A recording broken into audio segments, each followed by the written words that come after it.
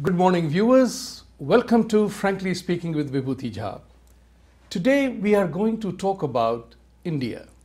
We are going to talk about India not because it's our own country, but also because we are very concerned Indians sitting on this side of the aisle. 2019 is here, right on our head right now. And as the Prime Minister spoke in the Parliament to thank the President's speech, we have over the budget session part of it, we have the unique ability to watch from a distance as to what's happening. Who are the main players? Who is being progressive? Who is taking decisions to do something for the country? What is Mahagathbandhan doing? We will want to talk about all these aspects in depth. We also will touch upon a very important aspect, that India is the only country in the world where the majority religion, regardless of how spiritual it is, how inclusive it is, and how enlightened it is mostly ridiculed for its practices, and we do nothing about it. What is our response to that? Why are we so defensive? Why there is a prevailing sense of being on the defensive as if we have to be responsible for everything that happens? It's an important phenomenon, because when you are constantly on attack for everything, for every festivity, then it becomes a challenge. There is a time when you need to not react, you need to respond. To discuss the Indian political scenario, today I have great pleasure of welcoming a fellow ITV host, Mr. Ashok Vyas ji. Ashok Vyas ji, welcome to the program. Namaste, thank you. And I am particularly delighted to have him today, because it was on Ashok Vyas ji's program that he invited me for the first time when 2014 election started off. And ever since then, I have been on his program many times. I'm not paying him back by inviting him today, but I'm here because he has seen, witnessed, and really evaluated many dimensions of Indian politics and social life. So today he will be on the other side of the fence, not as an interviewer or the program host, but as a participant. And I would request him, frankly speaking, air your thoughts without any compunctions. Absolutely. Frankly speaking, Vibhuti, once again I want to thank you for inviting me to Frankly Speaking. And before I come to the subject and some of the points that you have mentioned in your opening remarks, it has been a pleasure to have you on the show Inside Tonight with Ashok Vyas as always. And not only me, other panelists and viewers have enjoyed your way in which you articulate the essence of Indian culture and your understanding and analysis of Indian politics. And I jump right towards what you mentioned, why majority religion is seen as always being on the defensive side. And if you allow me, I frankly want to say something about that. And then we come to the politics, and where politics and religion also overlap, especially in the Indian context, where secular values are held so high, and that ignores a lot of important and integral part of Indian culture and religion. So coming to the defensive side, and if I use few Hindi words here and there, permit me to do that. You are allowed to do so because you allow everybody to do so. तो हमारा भारत, जब हम हिंदू संस्कृति, हिंदू धर्म की बात करते हैं, तो वसुधैव कुटुंबकम के भाव को लेकर चलता है. And you are aware in none of the Hindu scriptures the term Hindu has ever been used. And this is for humanity. ये मानवता के लिए धर्म है, वो भाव उसके अंदर इतना deeply ingrained है that it becomes a second nature for all Hindus. So when that which appears as being defensive, that is a natural way, because it is an all-encompassing spirit which is permeated as a Hindu believer. तो आप दूसरों को उस तरह से different way में देख के और एक कॉम्पिटिटिव एज के पॉइंट ऑफ व्यू से कुछ करें, ऐसी भावना नहीं रहती है. सो allow me to sort of add to this, contrary to what people have said in recent times in the political orbit about India becoming more intolerant, the sense of tolerance and acceptance as is an integral part of Hindu practitioners makes us see that situation where when they are being loving or sensitive or considerate is perceived as being defensive. And you are right in saying that many times people do not stand for what their value system is because they feel that by being polite, gentle, humble, they are kind of following. So there is an important need which I appreciate you raising. Yeah, the point which my concern is about that what happened in the 10th, 11th, 12th century is a different era altogether. Now we are living in the 21st century where technology has been a major enabler or provider of carrying a message. That opportunity we did not have in earlier centuries. So where we could live in isolation or be ourselves as we are, today we can't do that. We know that you are very right about the point of view that we were so self-contained, so much into our own virtuosity, that we did not see the villainy of others. We looked at it from a very different perspective. Today, look at it from this point of view that more than 150 countries are Christian countries, more than 55 countries are Muslim countries, a declared Islamic republic, people following Christian faith, and Christian faith has been established there through the process of whether it was through war or establishment. Even in China right now, you are seeing that missionaries are going there and Chinese government are in clash with them. Chinese government is in clash with Uyghurs in that. So there is something happening in the world around us. We are the only country in the world where Hindus reside in major majority, and yet we are secular. The secular is, and I totally agree with that because secularism is part of our being. That is what Sanatana Dharma is all about, and you said it very nicely, that there is nowhere the use of word Hindu in our texts is because it was universal principles, eternal faith, dharma. So now what is happening is, and I say this with my personal experience, people are accepting as science and technology has evolved and developed, they are removing the ignorance of religious practices. So my favorite example is there was a good old time where women were held responsible for gender determination of a child. That's why the mother used to say, Mera beta, mera bacha, right? Now we know that women are not responsible.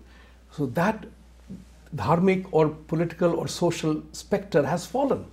It's not there anymore. Likewise, we know through the genome research now that 99 point certain percentage we all humans are same. We have same particles, same things that work in our body.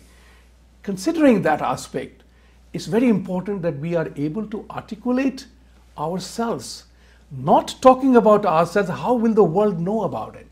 Today I was talking to somebody who has written a brilliant book enunciating the Hindu principles, Sanatana Dharma principles. And when I requested him come on the program, he said, no, I don't want to do that because Guru has told me not to go in front. I said, but the Guruji gave you the Ashirwad to write the message of Sanatana Dharma. So it is what he's implying is not to talk about it or own arrogance that you did this, but you are carrying the message to the universe. For that you must talk about it. And then he understood, oh yes, I am the messenger, I am not the owner. That's the point which I am trying to drive at. In my interactions with people around here, they appreciate when I explain to them our lifestyles, why we are the way, why we worship so many gods and what is it all about. They say you must talk about it.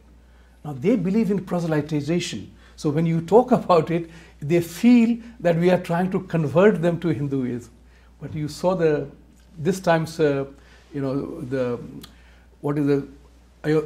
Prayagraj में क्या हुआ था अभी कुंभ मेला जो प्रयागराज में जो कुंभ मेला हुआ था वहाँ पे there were so many foreigners, men and women, who were dressed in Gerua West, saffron saris and saffron clothes, and they were there. Nobody asked them to change their religion. They came on their own volition.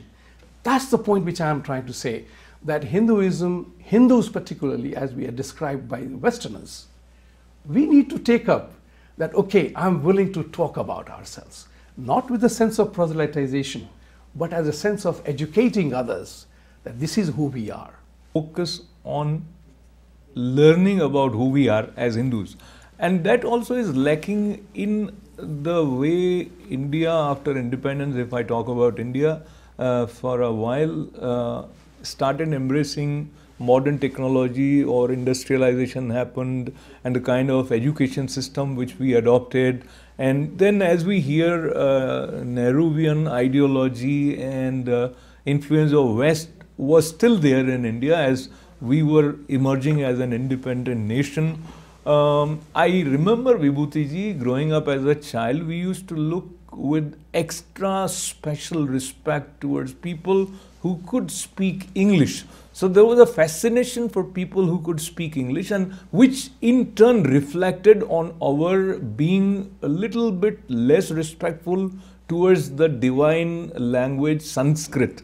Sanskrit भाषा में हमारे अधिकांश जो ग्रंथ हैं वो हैं, और संस्कृत के साथ हिंदी को भी हम धीरे धीरे पीछे छोड़ते रहे।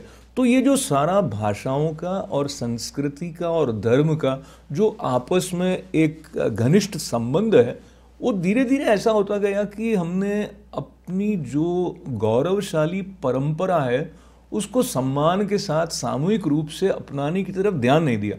तो जब वो एक, जैसे आप सेल्फ एस्टीम शब्द से इंगित कर रहे थे, वो धीरे धीरे कम हो जाता है। तो एक पीढ़ी के बाद दूसरी पीढ़ी तक जाते जाते जो उसका प्रोफाउंड मैसेज है वो बहुत डाइल्यूट हो जाता है। तो कन्विक्शन के बिना जब वो नई पीढ़ी डिजिटल युग में अपने धर्म, अपनी संस्कृति को ठीक से अपना नहीं पाती है, तो उसका आगे प्रवाह तार्किक ढंग से with reasoning in the language and terminology which is understandable for people in this age becomes a little bit difficult. Allow me to add one more point before I come back to you, and I want you to share your thoughts on the space which you mentioned. Hindu राष्ट्र कोई है नहीं दुनिया में, नेपाल था वो भी नहीं रहा। तो आपको क्या लगता है, एज हिंदू हम लोग अपने आप में इतने मगन रहते हैं क्योंकि हमारा सीधा ईश्वर के साथ संबंध है, ऐसी मान्यता और अभ्यास हमारे ऐसे हैं, we don't need any mediator, exactly speaking. So let me mention the need of political awareness as someone who wants to protect, जैसे हम कहते हैं धर्मो रक्षति धर्म, आप धर्म की रक्षा करेंगे तो धर्म आपकी रक्षा करेगा। तो धर्म की रक्षा के लिए राजनीतिक जागरूकता कितनी आवश्यक है, विशेष करके हम अब एकदम अभी के समय में आ जाते हैं। प्रधानमंत्री नरेंद्र मोदी हैं, और जैसे आपने कहा 2014 में जब हम लोगों ने बातचीत करना शुरू किया था, तो प्रधानमंत्री की जीत के पीछे एक आस्पेक्ट मेरी नज़र में ये भी था that he articulated the concern of the majority Hindus in India. उनको लग रहा था वो न केवल साइडलाइन हो रहे हैं, बल्कि उनकी जो एक रिस्पेक्टफुल से होनी चाहिए सिस्टम में, वो धीरे धीरे इरोड होती जा रही है फॉर वेरियस रीजन। तो 4 साल प्रधानमंत्री नरेंद्र मोदी जी के, आपको क्या लगता है as Hindus, if you frankly speaking show में बात करना चाहें, because I heard people were apprehensive कि हमारा क्या होगा। So there were people who felt good, but at the same time there are people who feel that they are being sidelined, those who are in minority in India. तो उस point of view से आप अभी के दृश्य के बारे में? We will definitely talk about that, but you raised several issues in your presentation, and they are very relevant in the sense that, you know, how English speaking became a matter of respect or pride. Now, I have studied in a Hindi medium school where I learned English also in Hindi. English and Sanskrit, how we ended up abandoning this entire thing. In a very interesting dialogue in a group of our own, somebody was talking about that how English is a fantastic language, spoken all over, all research and everything else is done. And how India was backward as a Hindi and Sanskrit and with its own local languages. And I was totally aghast that an educated man was deriding the Indian languages, including Sanskrit and Hindi. And it's a very important pointer here. he articulated that English simplified the language with 26 alphabets, which including vowels and consonants. And I said, that's where lies its incompleteness and inefficiencies, because that's how there is no word in English you can give a logical reason why it is spelt a particular way. But if you take the Sanskrit and Hindi alphabets, and I said that there is no sound on this planet that you make that can't be put into writing. That is the beauty of our language. How is it that a tiny country called England spread English so beautifully all over the world, and we, who were 29% of the world trade and economy without English, let our language get demolished? So now here comes the point of the mindset. We'll talk about additional details right after this short break.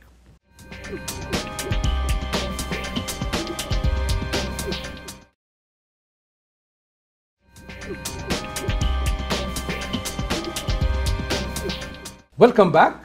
We were talking about Hinduism and our Sanatan practices the way they are, and what do Hindus need to do. Now, there are certain very historical facts that we cannot avoid, cannot evade, and we have to accept it. So once you accept certain facts, then we have to be aware and responsible about what did we do, what can we do, and what must be done. And that's the point which I want to talk about it today here.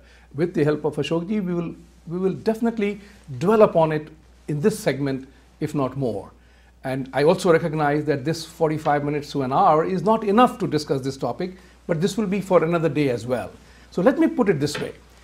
We were known as Golden Bird. The Indian subcontinent, the Akhanda Bharat, the Bharat that we knew, was a very prosperous region. Every kingdom prospered. We had non-violence as a policy within, regardless of occasional skirmishes or battle royals. But the point is that we had Mughal invasion, we had Mongol invasion, we had the British come in. Now think about it like this, a very important statistics. आंकड़ा जी कहते हैं, 1941 का census आप Google करें of India, you will find to your horror, at least it was to my horror, that there were only 145,000 plus or minus British in this country who were ruling this country, plus women and children. Only 1,45,000 or 145,000. They were ruling us millions. Now, my question arises is that the question that struck me, how did we let it happen? What bankrupted us? What made us weak? What made us subservient? What was that all about? So when we complain about that we have been ruled by Mughals and British, my counter question as an individual, as an aspirant and lover of my faith, I say, what happened to those people that we allowed our economy, which was 29% of the world trade, without English or any foreign language, but doing in our own way? Why did we shrink to being less than 1% and now perhaps we are 2%? Why did it happen? What is happening now? That is important to talk about as well, that from being 11th country in the world as an economic power, size or whatever, we are now 6, going to be 5 next year if the current trends continue. Question of responsibility and accountability comes in, and that's where today the modern Indian, the modern Hindu has to ask these questions of himself, both as individual as collective. That's the important point. What I would like to hear your thought on it in terms of responsibility. होता है, होता रहेगा, देखते हैं, देखते रहेंगे. That is no longer possible. We have the ability now to articulate our point of view with many social media platforms, and we have the strength to do so, and I'm seeing that happen. Vibhuti, there are multi-layered references which emerges from what you just said, but let me come to the central point.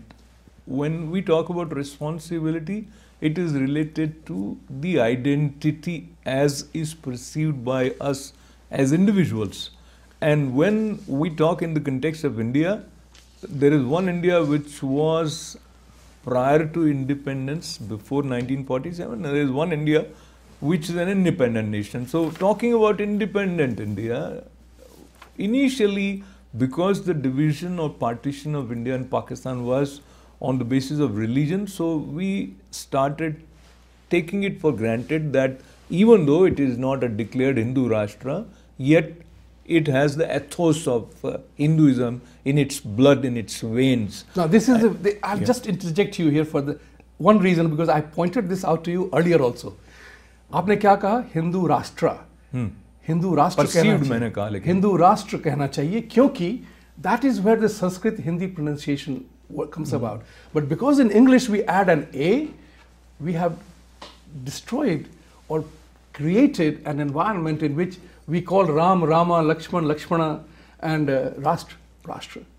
अच्छा, तो भाषा की दृष्टि से जो आपने मुझे संशोधित करके शुद्धि की तरफ जाने के लिए सहायता की, उसके लिए आपका आभार व्यक्त करते हुए मैं पुनः शुद्ध हिंदू राष्ट्र शब्द का प्रयोग अभी जब मैंने किया तो इस अर्थ में किया कि विभाजन के बाद में कहीं इस प्रकार की धारणा रही कि हालांकि इस हिस्से ने, भारत ने हिंदू राष्ट्र कह के स्वयं को स्वीकार करने के लिए घोषणा नहीं की है, क्योंकि अन्य धर्मावलंबियों का भी वहाँ स्वागत रहा है।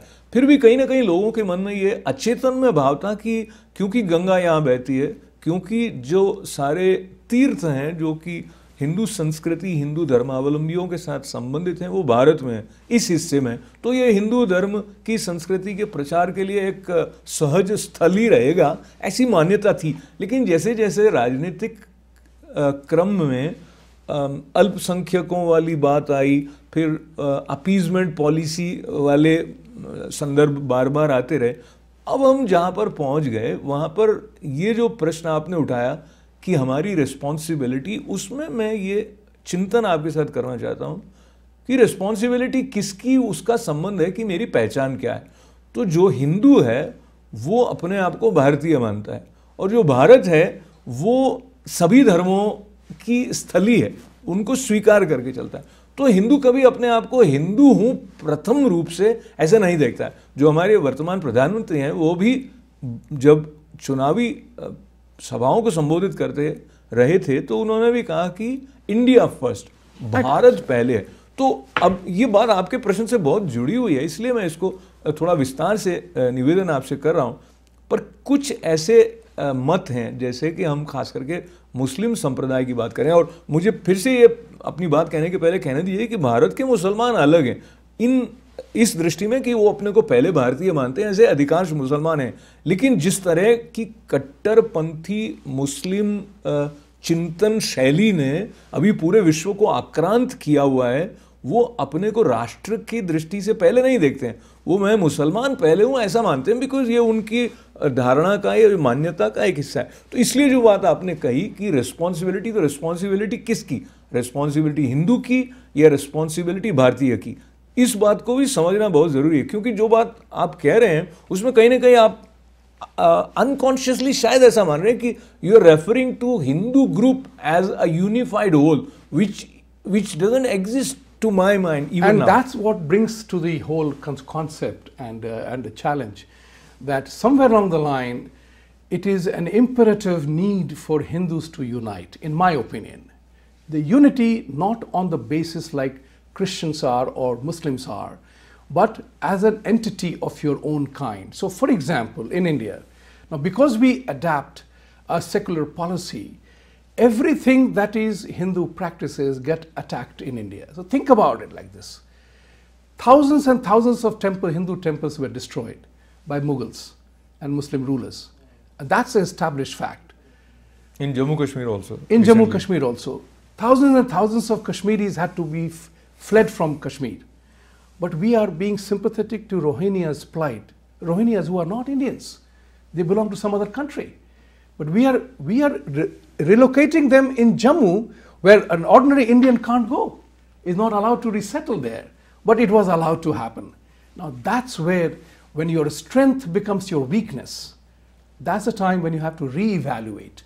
Not as an inhuman aspect, not as a war, as having to fight for it, but you have to begin to assert that this far and no further. I love the concept of Lakshman Rekha, because we all have to draw a line in sand or wherever कि इस हद के बाहर ना होने देंगे और इस हद के पीछे ना कुछ करने देंगे. That's the point which is very important. That is part of our Ramayan's culture. There's a whole story of starts from Lakshman Rekha. It's bigger story starts from Lakshman Rekha. The other point which you said, the extremism of Islam that you talked about, is not something that we talk about, extremism in Hinduism. There is nothing like an extremism in Hinduism, because it is a very all-encompassing peaceful faith. We have never fought a war to expand our religion, nor have we fought a war to plant our flag. That's a historical fact again. The point is that everything that has happened as a part of evolution. Now, this is where the management theory comes in, or the law of physics comes in. Every trend has a counter trend. When will we accept the trend of religious tensions that is going on? What do we do to cover ourselves against that? Sabrimala and Ram Mandir is two classic examples.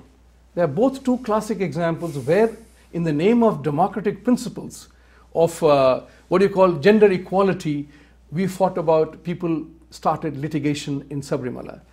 I see a very vicious part there, because this was the way you shake a system, you shake a faith.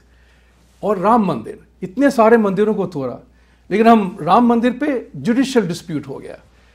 Why? Rahul Gandhi, for example, he made an announcement that when he comes into power, he will abolish triple talaq thing that has happened. That's the point which we have to create an environment that we present ourselves as a united whole. And that's a very critical element of the 21st century demand for India. And India, as we know it, will have a threat of its own if we do not put the barrier of Lakshman Rekha that this far and no further. This far and no further, or frankly speaking, आपके show का नाम है, so I would say few frank things and you are encouraged to do that. Thank you, sir. तो जैसे कि आपने and we also say, frankly speaking, with malice to none, but creating an awareness and a discussion on that. So unity and diversity Indian culture का integral part जो रहा है, उसका root भी हिंदू संस्कृति के साथ जुड़ा हुआ है. जब हम सर्व धर्म समभाव की बात करते हैं तो वसुधैव कुटुंबकम से ज़्यादा सबको अपनाने वाली बात कहाँ से आ सकती है. पर जैसे कि आपने कहा कि हिंदू धर्म में कट्टरवादिता नहीं है, उस पर मैं एक प्रश्न चिन्ह लगा रहा था. सैद्धांतिक रूप से, आदर्श रूप से नया सही, पर कुछ कुछ इस प्रकार की धाराएं जो प्रतिक्रिया के रूप में, रिएक्शन के रूप में, और जो आपकी मूल चिंता है कि हमें स्वर उठाना चाहिए, तो स्वर उठाने वाले जब उभरते हैं तो कई बार वो मूल से थोड़ा अलग होकर भी उठ जाता है. जैसे बहुत कम उदाहरण चाहे रहे हों, लेकिन गौरक्षा आंदोलन के नाम पर कुछ ऐसी घटनाएं भारत में हुई जिनको अंतर्राष्ट्रीय मीडिया और भारत में जो लेफ्ट लीनिंग हमारे बुद्धिजीवी लोग हैं वो उसको पूरे हिंदुइज्म के ऊपर इस प्रकार से लगा देते हैं कि जैसे यही है, जैसे वो जातिवाद को लेकर ही हिंदू धर्म की पहचान कर रहे हैं. और ये बात एकेडमिक सर्किट से होते हुए कई लोग जो नए ढंग से हिंदू धर्म को समझने का प्रयास करते हैं, वो उसकी विशालता, उसके विस्तार को न देखकर उसमें से ये जो खंडित बातें हैं, जो खामियां हैं, जो उनको आप शॉर्ट कमिंग्स कह दीजिए अगर पीरियड के हिसाब से देखा जाए, तो उसी को लेके वो परिभाषित करें. So we have lot of challenges and I want to come back to you talking about the unified voice. I see that as a big challenge. Number one, as I mentioned about unity and diversity, so the way we practice, you would be open to accept Jesus also as a form of God. There is no problem, because Swami Vivekananda said there would be infinite ways to reach the infinite. So it is ultimately merging of your soul to the ultimate, and there are so not getting into the philosophical side of it. The point is, how would you unify? What would be the umbrella? And if you allow me, I want you to come toward the political side, because that is very interesting. We will talk about the political part in the next segment after this break. Okay. But let us continue that part of it. That's very important. How do we create a unified voice? The unified voice is not one person speaking. But there is a one person point. What happens is that we have to kind of understand that segregation of politics and religion is a must. And that must be practiced. So in the Indian context, like I think Prime Minister Modi, when he was taking part in the International Solar Alliance, he said something very wonderful. creating a new message of Vasudhaiva Kutumbakam, one sun, one earth, one grid. Now that was a wonderful way to convert the Vasudhaiva Kutumbakam in a global message. Just as I think I give him credit, I give Prime Minister Modi the credit for making yoga, I won't say yoga, yoga an international phenomenon where the ownership now has been brought back to India. Even Indians have begun to recognize that part of it. So that's the part how you create the unity of purpose. Meditation, for example. Meditation is a global way. We have Raj Yoga, we have Transcendental Meditation, we have Bhakti Yoga, many ways to do meditation. But it is meditation. But what was fascinating was Time magazine wrote an article several years ago, and mindfulness is the hijacked word to replace my meditation is happening in the West. That's what we have to talk about. I'm part of the Transcendental Meditation group, and our group believes that that's the way it ought to be, not a new definition. But who are we to tell somebody that you can't use the word mindfulness? Be that as it may. But the important part is that there comes a moment in time that you have to assert yourself that this is the way and that is not. And with this, we'll take a short break. Stay with us. In the next segment, we will talk about the current India, the politics and the economics of it all, and 2019 elections. Stay with us.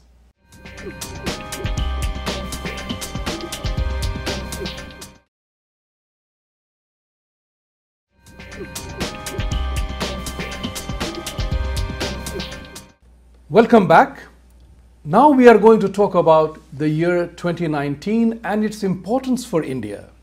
We know that in 2014, when Mr. Modi won the elections, everybody opined and believed that he needs one extra term in 2019 to set right the matters that he planned to do, whether it is Sabka Saath, Sabka Vikas or Swachh Bharat, because the campaign and the need for India to change or transform was much bigger, which couldn't be done in 5 years. So if we talk about 2019, it's a crucial election year for India. Indians have to choose and decide whether Prime Minister Modi deserves a new 5-year term, or they are happy to go back to the way things were, which was the reason why, which was the ugly way that we wanted to beat back and brought Mr. Modi in power. So what has happened now? So for the opposition, for the Congress particularly, and the other parties, 2019 is a time when they have to do anything and everything to make sure that Mr. Modi doesn't come back to power. They are suffering from a fear psychosis. The fear psychosis is that if Modi comes back to power, the BJP or Modi will remain in power for a longer time, because there is no term limit in the Indian context. So, God willing, I hope that happens. But what is the opposition doing? And I wanted all the viewers to perhaps, if not watched, read what Prime Minister's speech in Parliament was when he was thanking the President on the budget speech. And the session has started. So the question here is the opposition operating out of fear, desperation, that if they lose, they are done for a long time? And that's the reason why Rahul Gandhi talks about abolishing triple talaq. Rahul Gandhi talks about bringing about a basic minimum wage for everybody, thereby creating a dependency rather than igniting people to work to earn. And that's a very important aspect. The left policy always is to give things to people for free. They don't realize there's a cost of money. It's a pure, simple banking terminology. There's a cost of money. So the opposition party in India, they seem to be behaving in a manner that come hell or high water, whatever they may have to do, they have to dislodge Modi. Is it going to happen? What's your take on that? You know, you are very clear about what you want to happen in India. Yes, I'm very clear about that. Okay. So let me ask you again, what do you want to happen in India? What I want to, okay, you are asking me a question. I would say I definitely hope that Mr. Modi wins with thumping majority and his allies win with thumping majority. Yes. So I'm happy that you gave a short answer, so I'm encouraged to ask another question, and that will be very quick. what do you expect opposition party to be doing? They cannot sing the praise of Prime Minister Narendra Very Modi. valid point. So Very valid they point. will No, have to you are come up totally with- right. I'm not saying that you don't fight to win. I'm saying opposition parties are uniting. They are not uniting. It's a Maha Thag-bandhan, as the people say it. We have seen the experience of joint parties joining hands, and then country goes to dogs. That we have seen, we know. I think every Indian knows that. So from my point of view, is that if you really want to contest Modi, if you really want to offer an alternative to BJP and Modi, then dissolve and form a new entity. You can't be fighting as TMC there, X there, Y there, Congress here. And look at it this way. In UP, if you look at what Akhilesh Yadav said about Mayawati and what Mayawati said about Akhilesh, and when they join hands, proves the phrase that politics makes strange bedfellows and is a game of scoundrels. Now, these two have not allowed Congress party to come in UP.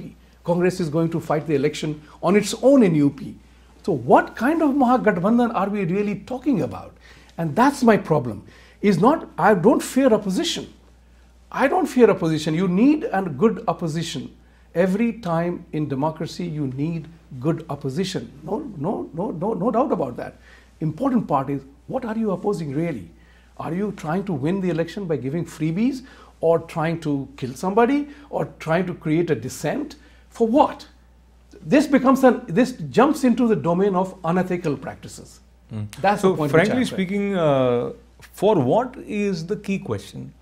For what is your agenda? What is your vision? What do you want to accomplish? Why are you a leader? Why are you even a member of any political party? These are the key questions. Right. I think politics has also become a kind of profession for many people. There are career politicians. There are people who think that if they have the strength of political power, then they can get away doing anything which may be inappropriate, financial dealing, or they would overcome the kind of yardsticks laid down by laws of the land, or they will circumvent rules to suit their immediate goals.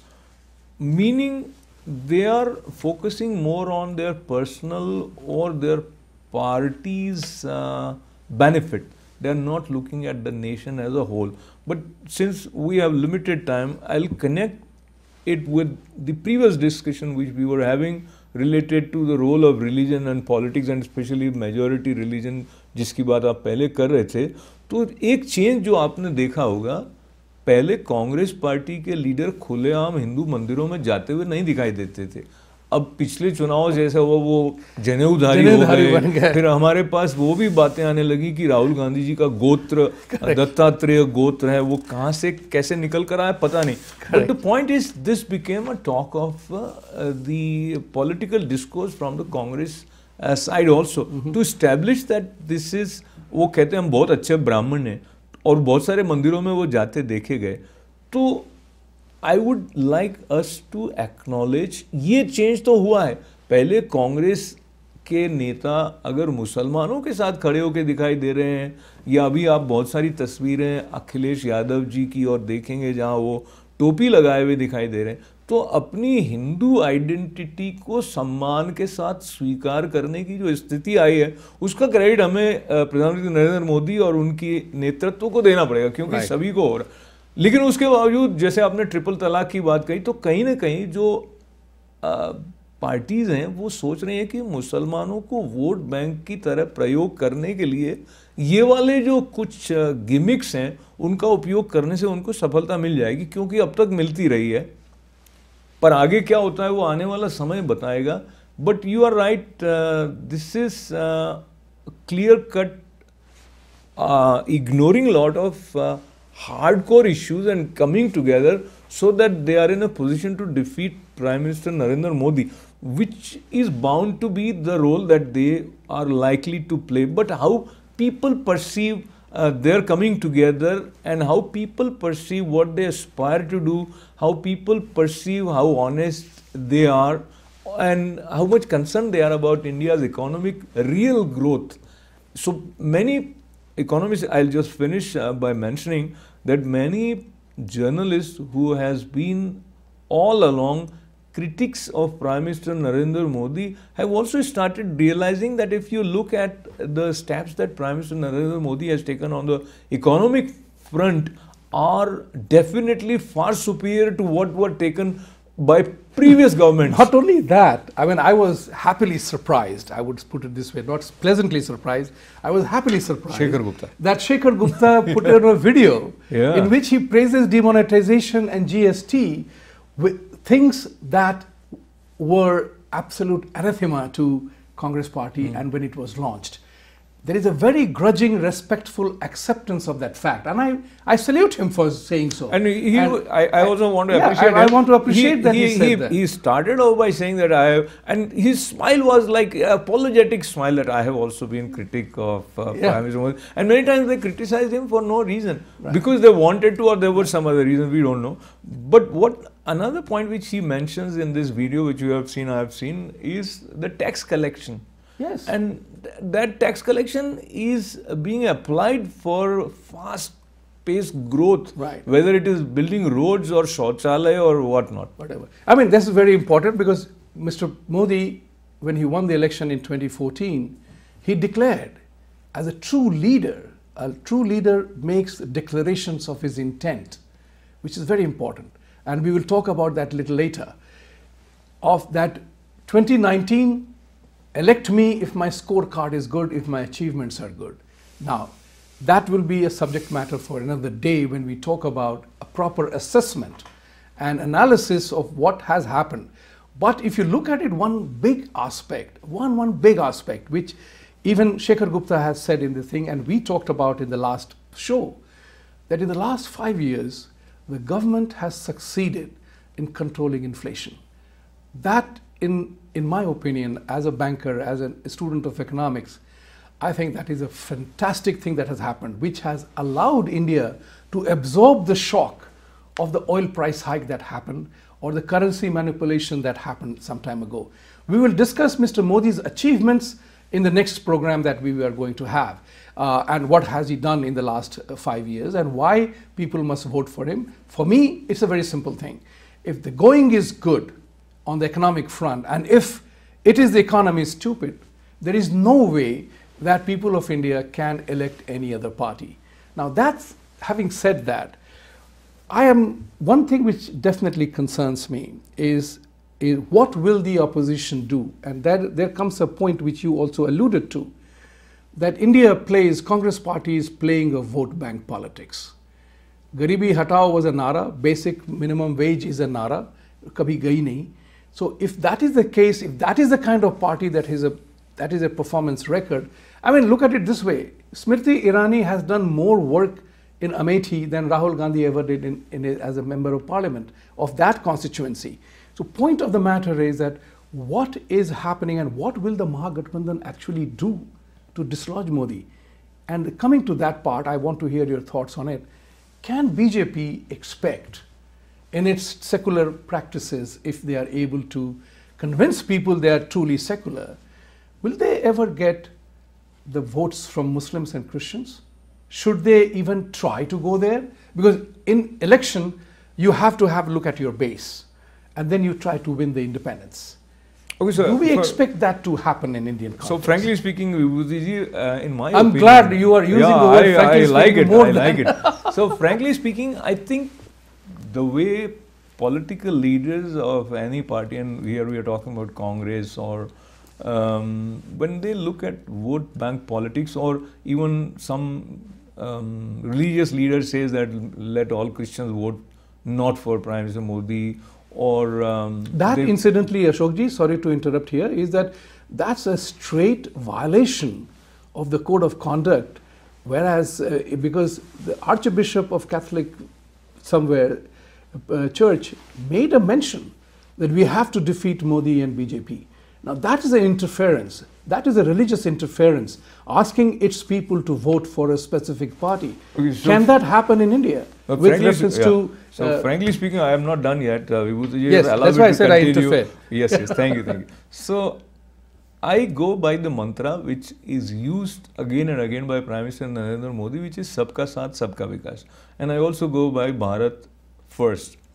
So, and I have heard many Muslims appreciating what is the approach of Prime Minister Narendra Modi. And they are true Indians. They look at India as a whole. They don't look at it as divided by Christians or Muslims. And so there are members from Christian community who would definitely vote for Prime Minister Modi because of his work, his overall approach for the growth of India. And they also see how shallow sometimes the claims of these leaders are. For example, right now the most exciting part for Congress party, and before I go there, let me also mention, when Mamata Banerjee organized this huge rally in Kolkata, they didn't invite Rahul Gandhi. So what kind of Mahagathbandhan we are talking about? Exactly. So once there are some chances that they have some chances, then there will be many faces who would emerge as claimants for the seat of Prime Minister. So of course Mamata Banerjee and Rahul Gandhi. So right now we see two of them. There could be Mayawati also. So that itself would take away the kind of artificial unification process which seems to be happening in the name of Mahagathbandhan. So I don't see that going very far. But another point also which I want to mention is Congress party is banking upon the criticism of Prime Minister Modi, which falls flat many times. Number one, leave aside the ground reality. If you look at the way you say what you say, how convincing you are. So when Rahul Gandhi is saying Chaukidar chor hai, that jumla, as this jumla word is being used in Indian politics quite often, it may sound, because of his alliteration and because of some people who may hate Prime Minister Modi for whatever reasons, to them, but others were horrified. They felt, how dare he say that for Prime Minister Modi? So, though he is trying to be very aggressive as a leader, he is trying to raise questions where they feel they are connecting with people on the ground level, it may be working against them. Now, having said that, the final point that I want to make is right now, Congress party is very excited, seems to be excited because of the entry of another member of Gandhi family. So, she is actually a Vadra family, but of course, Priyanka Gandhi Vadra, Priyanka Vadra Gandhi, she is made General Secretary and she would be overviewing the UP election. And today she was seen outside ED office with her husband, who was being questioned for inappropriate dealing. So what kind of picture that people of India have of Congress top leadership in terms of their integrity? And as Prime Minister Modi frequently mentions, this is a bail gadi because most of these members are on bail. So overall, I don't see a very strong picture from the opposition at the moment. Right. I totally agree with you, and I definitely share your sentiment. And I agree with that it is not going to happen that Muslims have decided they will not vote for Modi. It's not that Christians will not vote for Modi. But the point is, their leaders do say so. They vote one and vote again. But I am definitely a very hopeful person. And I believe, frankly speaking, that Muslim women, for the triple talaq that Mr. Modi brought about, they will go for him. And there is a very important aspect which nobody talks about. That during this 5 years of Mr. Modi's rule, there has been no Hindu-Muslim riot in the country. Inflation has been in check. You have had law and order. Surgical strikes have happened. There are a whole lot of achievements. But the point of the matter is that go to the polls and vote the person that deserves to have another term. That's my clarion call to all Indians.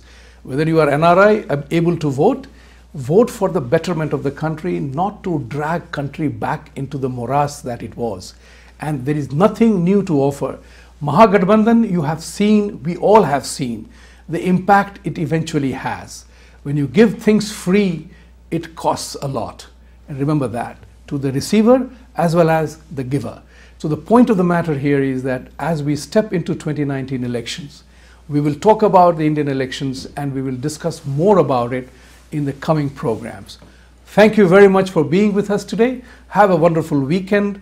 And Ashokji, thank you very much for being with my program. Making me a part and of this, hopefully we will do many more. Thank you very much. Thank you.